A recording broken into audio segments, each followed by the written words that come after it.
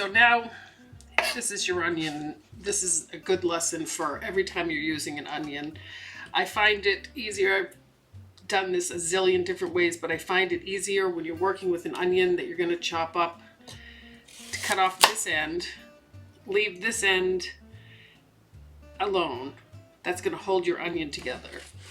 I then cut that in half, and then I peel each half separately because it seems to be easier than peeling off. And of course, I like to see if I can get it off in one piece because it's fun. And then do the same thing. So if you have a task, I usually generally do the task for every piece and then go back and do the next task for that onion. So the next piece of this is to chop this onion, and I want them that size. And so when I look at my onion, I make sure your fingers are on the top, and I take the knife and I go down through, and I don't go all the way to the end. I just make sure that I've left a little bit so that it's still all holding together. Okay, and so now I've got these layers, and then I'm going to do the same thing the other way.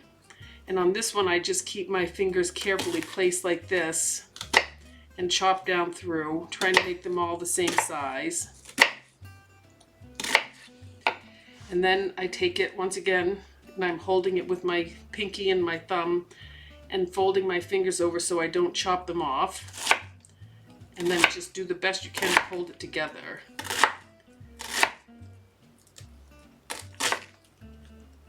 Then I get to the end and I kind of hold on to this little piece here to kind of keep it together. Then I cut off that little piece.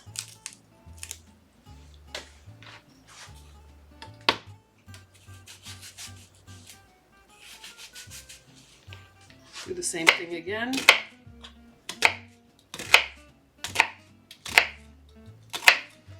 And then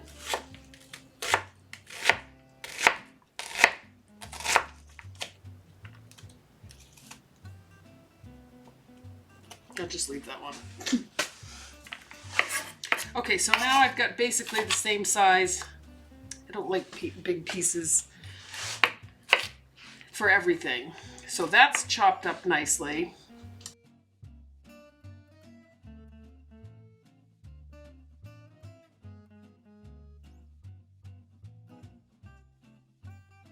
Thank you. Thank you very much.